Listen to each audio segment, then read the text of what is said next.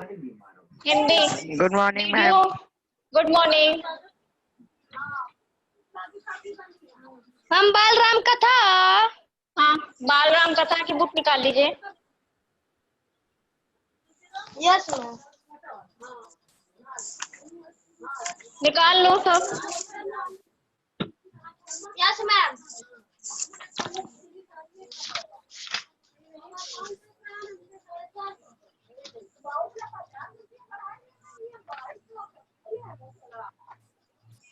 निकाल लिए सब बुक। यस मैम, निकाल लिए। बाकी बच्चे यस मैम।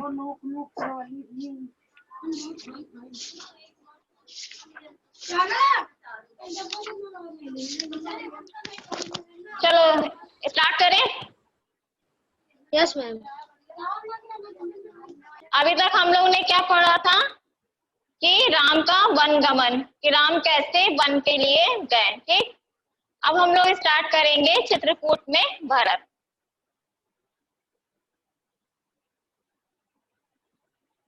भारत स्टार्ट करें। Yes ma'am. सुन, ठीक है, आप लोग सुनते चलिएगा, जहां नहीं समझ में आएगा पूछ लीजिएगा। भरत कैकेयी राज में थे। अपनी ननिहाल में अयोध्या की घटनाओं में सर्वथा अनभिज्ञ, लेकिन वे चिंतित थे। उन्होंने एक सपना देखा था, पर उसका अर्थ पूरी तरह नहीं समझ पा रहे थे। क्या था कि भरत जो थे वो अपनी नानी के यहाँ थे, ननिहाल में, और क्या कर रहे थे, वह एक सपना देखे थे और वो सपना देख के वो बहुत ही चिंतित थे। उन्होंने एक सपना देखा था, पर उसका अर्थ पूरी तरह नहीं समझ पा रहे थे। क्या था, उन्होंने एक सपना देखा था, लेकिन उसका अर्थ उनको नहीं समझ में आ रहा था कि वो क्यों देखें। संगी साथियों के साथ बातचीत में उन्होंने कहा, मैं नहीं जानता कि उसका अर्थ क्या है, पर सपने से मुझे डर लगने लगा। मैंने देखा कि समुद्र सूख गया, चंद्रमा धरती पर गिर पड़े, वृक्ष सूख गए, फिर क्या, वृक्ष सूख गए। एक राक्षसी पिता को खींचकर ले जा रही है। वे रथ पर बैठे हैं, रथ गधे खींच रहे हैं। जिस समय भरत मित्रों का अपना सपना सुना रहे थे, ठीक उसी समय अयोध्या से घुड़सवार दूत वहां पहुंचे। घुड़सवारों ने छोटा रास्ता चुना था। जल्दी पहुंचने के लिए भरत को संदेश मिला। वे तत्काल अयोध्या जाने के लिए तैयार हो गए। ननिहाल में भरत का मन नहीं लग रहा था, उछट गया था। वे अयोध्या पहुंचने के लिए उतावले थे। कैकेयी राज ने भरत को विदा किया, 100 रथों और सेना के साथ। उन्हें घुड़सवारों से अधिक समय लगा, लंबा रास्ता पकड़ना पड़ा। सेना और रथ खेतों से होकर नहीं जा सकते थे। वे 8 दिन बाद अयोध्या पहुंचे, नदी पर बस लांघते हुए, थके हुए और चिंतित। भरत ने अयोध्या नगरी को दूर से देखा। नगर उन्हें सामान्य नहीं लग रहा था। क्या था, क्यों नहीं सामान्य लग रहा था? क्योंकि राजा दशरथ की मृत्यु हो गई थी, तो इस वजह से उन्हें समान नहीं लग रहा था। ठीक, कुछ बदला बदला सा लग रहा था। अनिष्ट की आशंका उनके मन में गहरी हुई थी। यह मेरी अयोध्या नहीं है, क्या हो गया है इसे? उन्होंने पूछा। सड़कें सूनी हैं, बाग बगीचे उदास हैं, सब लोग कहाँ गए? वहां तुमुलनाद कहाँ है? पक्षी भी कलरव नहीं कर रहे हैं। इतनी चुप्पी क्यों? किसी ने भरत के प्रश्नों का उत्तर नहीं दिया। नगर पहुंचते ही भरत सीधे राजभवन गए, महाराज दशरथ के प्रासाद की ओर। जहां महाराज दशरथ का कमरा था, तो उन्हीं की ओर वो गए। महाराज वहां नहीं थे। क्या था, महाराज वहां पे नहीं थे। फिर वे कैकेयी के महल की ओर बढ़े। पुत्र को गले लगा लिया, परंतु भरत की आंखें पिता को ढूंढ रही थी।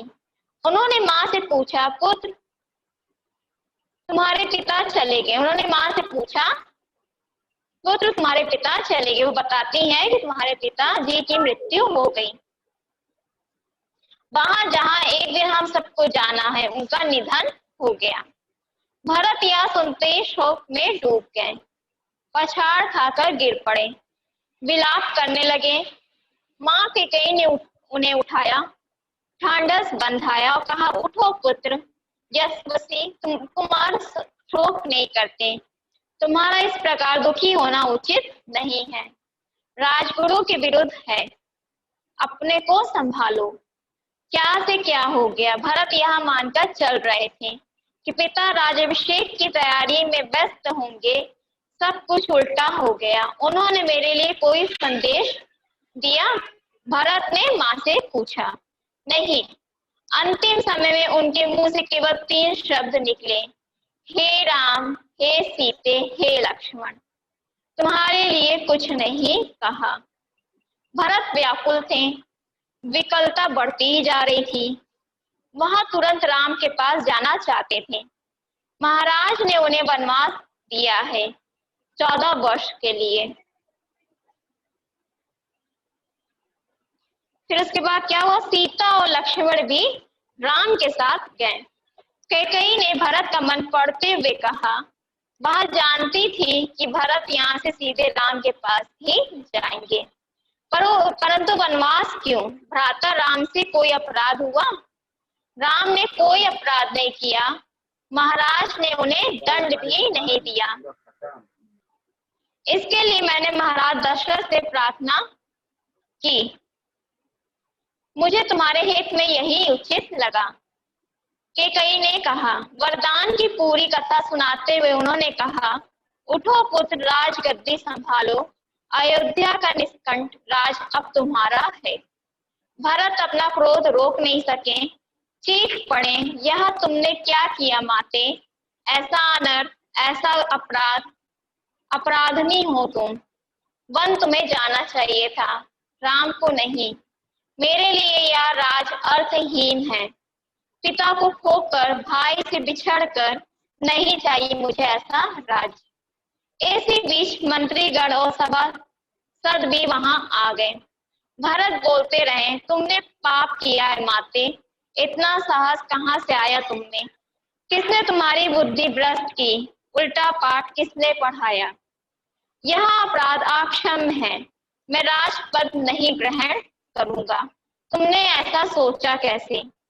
सभासदों की ओर मुड़ते हुए भरत ने हाथ जोड़कर कहा, आप भी सुन ले।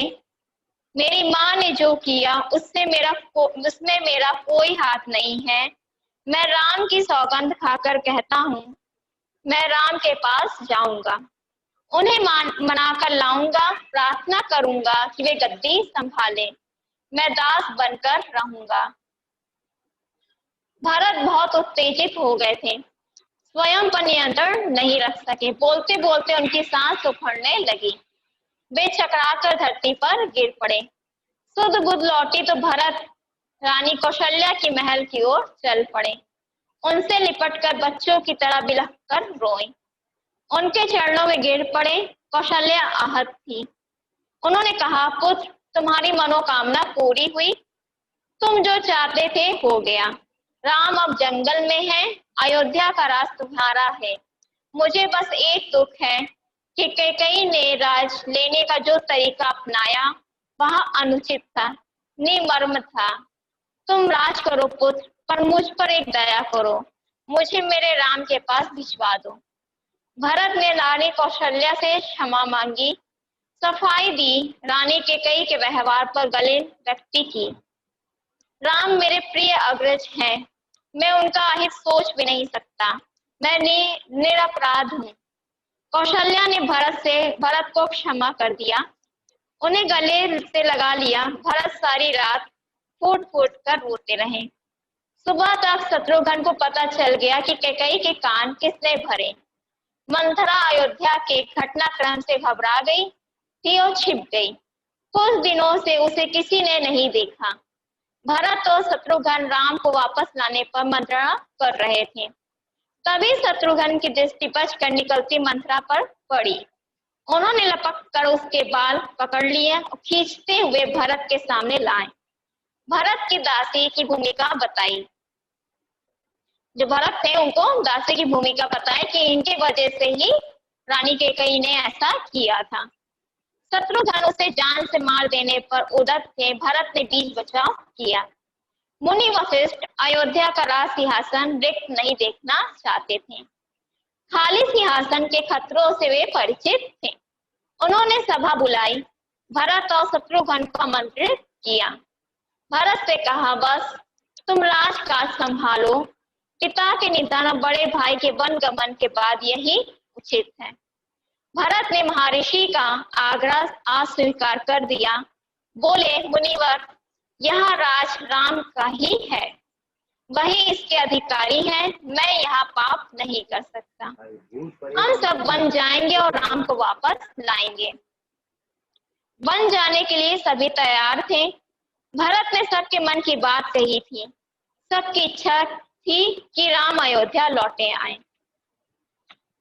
अगली सुबह भरत सभी मंत्री और सभासदों के साथ वन के लिए चले। गुरु वशिष्ठ साथ थे, नगरवासी भी थे। अयोध्या की चतुरांगणी सेना तो थी ही। राम तक गंगा पार कर चित्रकूट पहुंच गए थे। वहां एक आश्रम था, महर्षि भारद्वाज का, गंगा यमुना के संगम पर। राम आश्रम में नहीं रहना चाहते थे ताकि महर्षि को असुविधा ना हो। महर्षि ने उन्हें एक पहाड़ी दिखाई। सुंदर स्थान, सुरमय दृश्य, पर्णकुटी वहीं बनाई गई। पर्णकुटी मतलब जिसमें रहने का एक स्थान होता है, एक कुटिया टाइप का, तो वो बनाए थे। भरत को सूचना मिल गई थी कि वे चित्रकूट ही आ रहे हैं। पूरे दल बल के साथ सेना के चलने से आसमान धूल से अट गया। हर ओर कोलाहल। वे श्रृंगपुर पहुंचे। निषाद राज कुहू की सेना देखकर कुछ संदेह हुआ। कहीं राजमत में आकर भरत राम पर आक्रमण करने तो नहीं जा रहे हैं। सही स्थिति पता चली तो उन्होंने भरत की अगवानी की। गंगा पार करने के लिए देखते देखते 500 नावें जुटा दी। रास्ते में मुनि भारद्वाज का आश्रम पड़ा। उन्होंने भरत को राम का समाचार दिया। वहां मार्ग दिखाया जिधर से राम गए थे। वह पहाड़ी दिखाई जहां राम ने पर्णकुटी बनाई। अयोध्या वासियों ने रात आश्रम में ही बिताई थी, इस संतोष के साथ कि राम अब दूर नहीं है। आगे जंगल घना था। सेना चली तो वन में खलबली मच गई। जानवर इधर उधर भागने लगे। पक्षियों ने अपना बसेरा छोड़ दिया। छोटी वनस्पतियां सेना के पांव तले कुचल गईं। बड़े वृक्ष थरथरा उठे। राम और सीता पर्णकुटी में थे। लक्ष्मण पहरा दे रहे थे। कोलाहल उन्होंने भी सुना। वे एक ऊंचे पेड़ पर चढ़ गए देखने के लिए कि मामला क्या है। लक्ष्मण ने देखा कि विराट सेना चली आ रही। सेना का ध्वज जाना पहचाना था, अयोध्या की सेना थी। वे उत्तर की ओर से आगे बढ़ रहे थे। लक्ष्मण ने पेड़ से ही चीख कर कहा, भैया, भरत सेना के साथ इधर आ रहे हैं। लगता है हमें मार डालना चाहते हैं ताकि एक छत्रराज कर सकें। राम कुटी से बाहर आए। उन्होंने लक्ष्मण को समझाया, भरत हम पर हमला नहीं करेगा, कभी नहीं। वह हम लोग से भेंट करने आ रहा होगा। राम ने कहा, भेंट के लिए सेना के साथ आने का क्या औचित्य? दो भाइयों के मिलन में सेना का क्या काम? लक्ष्मण आश्वस्त नहीं थे। वे सेना पर आक्रमण करना चाहते थे। राम ने उन्हें रोक दिया। फिर क्या हुआ? वीर पुरुष धैर्य का साथ कभी नहीं छोड़ते। कुछ समय प्रतीक्षा करो, इस प्रकार का उतावलापन उचित नहीं है। भरत ने सेना पहाड़ी के नीचे रोक दी। नगरवासियों से भी वहीं ठहरने को कहा। कोलाहल थम गया। उसकी जगह पुनः वन की नैसर्गिक शांति ने ले ली। भरत ने पहाड़ी को प्रणाम किया। शत्रुघ्न को साथ लेकर नंगे पांव ऊपर चढ़े। पांवों की गति अचानक बढ़ गई। भाई से मिलने की उत्कंठा में वे और प्रतीक्षा नहीं कर सकते थे। पहाड़ी पर दूर से उन्हें एक छवि दिखाई। वे राम थे, शिला पर बैठे हुए। पास ही सीता और लक्ष्मण बैठे थे। भरत दौड़ पड़े, रामों के चरणों में गिर पड़े। उनके मुंह से एक शब्द भी नहीं निकला। शत्रुघ्न ने भी राम की चरणा वंदना की, बोले वे भी नहीं। उन्होंने दोनों को उठाकर सीने से लगा लिया। सबकी आंखों में आंसू थे। भरत साहस नहीं जुटा पा रहे थे बड़े भाई को यह सूचना देने को कि पिता दशरथ नहीं रहे। एक दुखद समाचार है भ्राता, बहुत कठिनाई से उन्होंने कहा, पिता दशरथ नहीं रहे। आपके आने के छठे दिन दुख में प्राण त्याग दिए। राम सन रह गए, शोक में डूब गए। राम को पता चला कि भरत के साथ केवल सेना नहीं आई है, नगरवासी आए हैं, गुरुजन हैं, माता हैं और कैकेयी भी। राम लक्ष्मण पहाड़ी से उतरकर उनसे भेंट करने आए, सबसे स्नेह से मिले।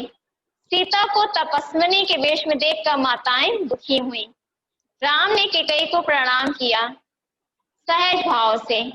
कैकेयी मन ही मन पछता रही थी। अगले दिन भरत ने राम से राज ग्रहण का आग्रह किया, समझाया, विनती की कि अयोध्या लौट चले। राम इसके लिए तैयार नहीं हुए।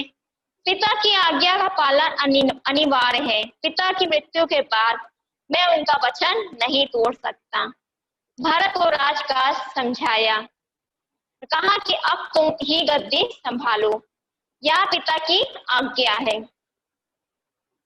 राम भरत संवाद के समय मंत्री सभासद वहां उपस्थित थे, मुनि वशिष्ठ भी। भरत बार बार राम से लौटने का आग्रह करते रहे। राम हर बार पूरी विनम्रता और दृढ़ता के साथ अस्वीकार करते रहे। महर्षि वशिष्ठ ने कहा, राम, रघुकुल की परंपरा में राजा ज्येष्ठ पुत्र ही होता है। तुम्हें अयोध्या लौटकर अपना दायित्व निभाना है, इसी में कुल का मान है। राम ने बहुत संयत स्वर में कहा, चाहे चंद्रमा अपनी चमक छोड़ दे, सूर्य पानी की तरह ठंडा हो जाए, हिमालय शीतल ना रहे, समुद्र की मर्यादा भंग हो जाए, परंतु मैं पिता की आज्ञा से विरत नहीं हो सकता। मैं उन्हीं की आज्ञा से वन आया हूँ, उन्हीं की आज्ञा से भरत को राजगद्दी संभालनी चाहिए। राम किसी तरह लौटने को तैयार नहीं हुए। भरत के चेहरे पर निराशा के भाव थे, वे विफल हो गए थे। राम को मनाने में आप नहीं लौटेंगे तो मैं खाली हाथ नहीं जाऊंगा। आप मुझे अपनी खड़ाऊ दे दें, मैं 14 वर्ष उसी से आज्ञा से राज चलाऊंगा। भरत का यह आग्रह राम ने स्वीकार किया, अपनी खड़ाऊ दे दी। खड़ाऊ मीन्स यहाँ पे है चप्पल होती है, खड़ाऊ उसे कहा गया है। भरत ने खड़ाऊ को माथे से लगाया और कहा, 14 वर्ष तक अयोध्या पर इन चरण पादुकाओं का शासन रहेगा। सबको प्रणाम कर राम ने उन्हें चित्रकूट से विदा किया। राम की चरण पादुकाओं को एक सुसज्जित हाथी पर रखा गया। प्रतिहारी उस पर चंवर डुलाते रहे। अयोध्या पहुंचकर भरत ने पादुका पूजन किया, कहा, ये पादुकाएं राम की धरोहर है, मैं इनकी रक्षा करूंगा, इनकी गरिमा को आंच नहीं आने दूंगा। भरत अयोध्या में कभी नहीं रुके, तपस्वी के वस्त्र पहने और नंदीग्राम चले गए। जाते समय उन्होंने कहा, मेरी अब केवल एक इच्छा है, इन पादुकाओं को उन चरणों में देखूं जहां इन्हें होना चाहिए। मैं राम के लौटने की प्रतीक्षा करूंगा 14 वर्ष। समझ में आया इसमें क्या है? Yes ma'am. समझ में आया ना? इसमें ये बताया गया है राम जब क्या हुआ था कि राजा दशरथ ने कैकेयी को वचन दिया था कि 2 वचन मांगे थे, 2 वरदान। तो जब कैकेयी राम जब बनते हैं, राज्याभिषेक उनका होता है, तो उसी की रात कैकेयी क्या करती है, राजा दशरथ से अपने 2 वरदान मांगती है। 2 वरदान में उन्होंने क्या मांगा था कि राम को 14 वर्ष का वनवास और भरत को राजगद्दी मिल जाए। तो 2 वरदान की वजह से राजा दशरथ को ये मानना पड़ा, अपनाना पड़ा। फिर उसके बाद क्या होता है कि उन्होंने राम को अपना फैसला सुनाते हैं और राम निकल जाते हैं वनवास के लिए। लेकिन भरत वहां पे नहीं रहते हैं क्योंकि वो केकई के यहाँ रहते हैं, उनकी माँ के यहाँ, मतलब अपने ननिहाल में रहते हैं। तो जैसे ही राम जाते हैं वैसे ही छठे दिन क्या होता है, राजा दशरथ की मृत्यु हो जाती है। जब राजा दशरथ की मृत्यु होती है तो भरत को वापस बुलाया जाता है। क्यों? क्योंकि राजगद्दी संभालनी रहती है। जब भरत वापस आते तो वो ये सब देखते हैं, उनको पूरा अयोध्या का बात पता चलती है, तो वो राम को वापस बुलाने के लिए चित्रकूट वहां पे चले जाते हैं। ठीक, जब वहां जाते हैं तो वहां राम से विनती करते हैं कि वापस अयोध्या लौट आए, पर वो लौटने के लिए तैयार नहीं होते हैं, नहीं चाहते।